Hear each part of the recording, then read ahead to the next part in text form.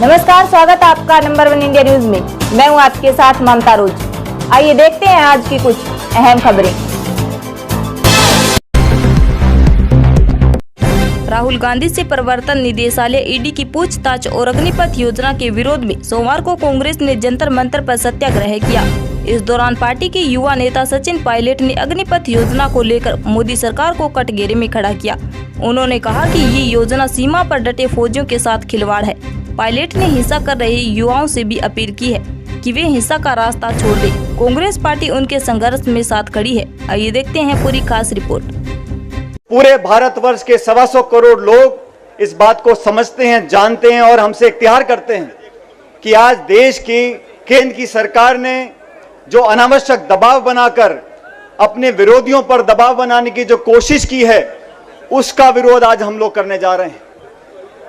आज केंद्र की सरकार ने, भारतीय जनता पार्टी ने पिछले 8 साल के शासन में तमाम उन आवाजों को दबाने का काम किया है जो उनके सामने खड़ी हुई हैं।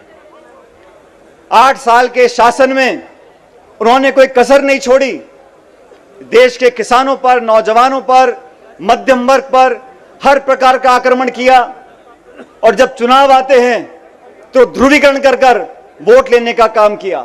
लेकिन आज देश का नौजवान सवाल पूछना चाहता है कि आपने सेना में जो अग्निपथ की जो योजना बनाई है, ये किससे पूछकर बनाई है?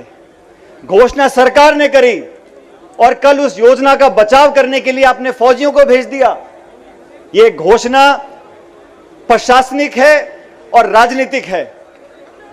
4 साल की नौकरी के बाद लोगों को वापस सड़क पर आना पड़ेगा और जैसा भी पूर्व वक्ताओं ने बोला, इसके समर्थन में कांग्रेस पार्टी की पूरा नेतृत्व, हम एक कार्यकर्ता नौजवानों के साथ खड़े हैं।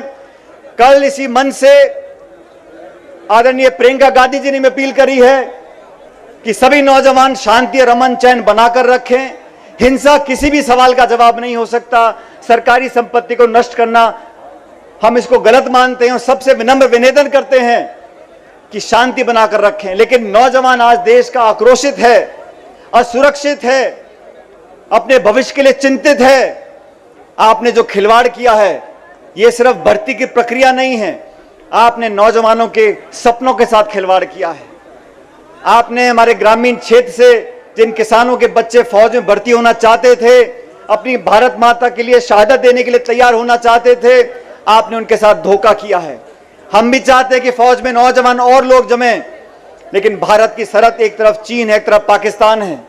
ऐसे मौके पर आपने फौज और हमारी सेनाओं के साथ खिलवाड़ करने की कोशिश की है। मैं इसको गलत मानता हूं। अगर बदलाव भी करना था तो संसद में चर्चा करते, नौजवानों से बात करते और कोशिश कर देखते कि किस प्रकार का बदलाव हो सकता है। लेकिन ग्रामीण परिप्रेक्ष्य से अधिकांश लोग फौज में भर्ती होने के लिए आगे आते हैं और बहुत महीनों तक, सालों तक प्रशिक्षण करते हैं। आज तमाम कांग्रेस पार्टी का नेतृत्व और कांग्रेस पार्टी इन नौजवानों की मांग के साथ खड़ी है। आज जो हालात देश में पैदा हुए हैं, आज महंगाई है, भ्रष्टाचार है, बेरोजगारी है, भुखमरी है, पत्रकारों पर जो दबिश लगाई गई है, उसके खिलाफ अगर राहुल गांधी जी ने आवाज उठाई है, उस आवाज को दबाने का काम आप लोग करना चाहते हैं।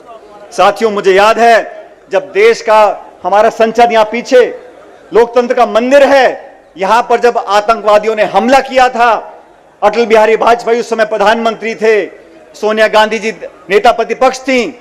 इतने बड़े आक्रमण के बाद जो पहली बार हुआ था, उस समय एक जिम्मेदार विपक्ष की भूमिका निभाई सोनिया गांधी जी ने।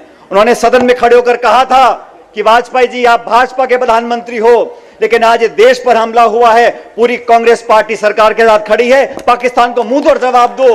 ये भावना थी, विपक्ष का सम्मान करना कांग्रेस सरकारों ने कर दिखाया है। लेकिन आप सिर्फ आवाज दबाना चाहते हो, आप वोट की राजनीति करना चाहते हो, आप किसानों को धोखे में रखना चाहते हो, आप नौजवानों के भविष्य को बर्बाद करना चाहते हो, आप सिर्फ ध्रुवीकरण की राजनीति करना चाहते हो, आप देश को हमेशा उबाल पर रखना चाहते हो, टकराव पैदा करना चाहते हो, हिंसा का माहौल पैदा करना चाहते हो। तमाम कांग्रेस की विचारधारा वाले लोग एकजुट होकर सामने आएंगे और आज आप लोगों ने दिखाया है कि एकजुटता के साथ हम आगे बढ़ सकते हैं। और सोनिया गांधी जी ने कहा था उदयपुर के शिविर में कि हमको बहुत कुछ पार्टी ने दिया है, हम बड़े बड़े पदों पर रह चुके हैं, लेकिन आज देश को जरूरत है, जमहूरियत को जरूरत है, लोकतंत्र को जरूरत है कि हम सड़कों पर आए और संघर्ष करें। और मुझे खुशी है कि आज हम सब इकट्ठा होकर, ये पूरा देश देख रहा है और केंद्र की सरकार भी देख रही है कि हम अगर एकजुट होकर बात रखेंगे, हमारी आवाज के सामने केंद्र की सरकार को झुकना पड़ेगा, क्योंकि जनता जनार्दन है और हमारे कार्यकर्ता हमारे रीढ़ की हड्डी हैं। हम एकजुट रहेंगे, एक मस्त रहेंगे, हमारी हर बात को लोग मानेंगे। आप लोग यहां पर आए और मुझे बोलने का मौका दिया, आपका बहुत बहुत धन्यवाद। जय हिंद, राम राम। पीएम नरेंद्र मोदी के संसदीय क्षेत्र वाराणसी में मंगलवार को योग दिवस का कार्यक्रम आयोजित किया गया। कई स्थानों पर लोगों ने योगाभ्यास कार्यक्रमों में हिस्सा लिया। वाराणसी के 80 घाट पर पूर्व मंत्री नीलकंठ तिवारी समेत तमाम राजनीतिक लोगों ने योग किया। वहीं गंगा की लहरों के बीच नमामि गंगे अभियान के लोगों ने योग करके गंगा की सुरक्षा करने का संदेश दिया। वाराणसी में योग दिवस के मौके पर लोगों ने कहा कि पीएम मोदी की पहल पर आज पूरी दुनिया योग की ताकत का लोहा मान रही है। आज विश्व योग दिवस है और हमने गंगा माँ के गोद में गंगा जल में खड़े होकर गंगा जल के संरक्षण की कामना से, विश्व शास्त्र की कामना से गंगा जल में योग किया है। और माँ से, भगवान भास्कर से भारत के लिए आरोग्य समृद्धि मांगी है। हमारा भारत आरोग्य की तरफ बढ़े और हमने गंगा जल में खड़े होकर सूर्य नमस्कार किया, पद्मासन किया और कई प्रकार के योग जो जल में होकर खड़े होकर के किए जा सकते हैं। हमने यहाँ दशाश्वमेध घाट पर उपस्थित सभी लोगों को बताया, समझाया कि हमें जल संरक्षण के लिए जल योग करना होगा, क्योंकि आने वाले दिनों में जल की कमी होगी। तो जल का संरक्षण नितांत आवश्यक है। जल संरक्षण के लिए हमने जल में योग किया है। आपसे निवेदन है कि जल का सदुपयोग करें, नदियों का संरक्षण करें, अपने तालाबों, ग्राउंड वाटर रिचार्ज सिस्टम, कुएं का, झीलों का और जो प्राकृतिक संपदा हमें मिली है जल के रूप में, उसका संरक्षण करके। अंतर्राष्ट्रीय योग दिवस की सभी देशवासियों, प्रदेशवासियों, काशीवासियों को ढेर सारी शुभकामना। भारतीय सांस्कृतिक चेतना के केंद्र बिंदु योग विश्व के मानवता के लिए एक बहुत बड़ा वरदान है। आदरणीय मोदी जी ने इसको वैश्विक स्वरूप प्रदान किया। पूरे भारतवासी, पूरे विश्व के लोग आज अलग अलग जगहों पर योग के कार्यक्रम में सम्मिलित हुए और योग अब लोगों की दिनचर्या में आ चुका है। सिद्धू मूसेवाला की हत्या के लिए शूटर्स के पास था प्लान बी। मूसेवाला अगर फायरिंग में न मरते तो शूटर्स ग्रेनेड अटैक करते। दिल्ली पुलिस ने खुलासा किया है कि सिद्धू मूसेवाला की हत्या में कुछ 6 शार्प शूटर्स शामिल थे, जो कोरोला और बोलेरो में सवार होकर आए थे। इन 6 शूटर्स ने मूसेवाला को गोली मारी थी। दिल्ली पुलिस ने ये भी खुलासा किया है कि अगर हथियार फेल हो जाते या मौके पर कोई खतरा होता तो शार्प शूटर ने प्लान बी तैयार रखा था।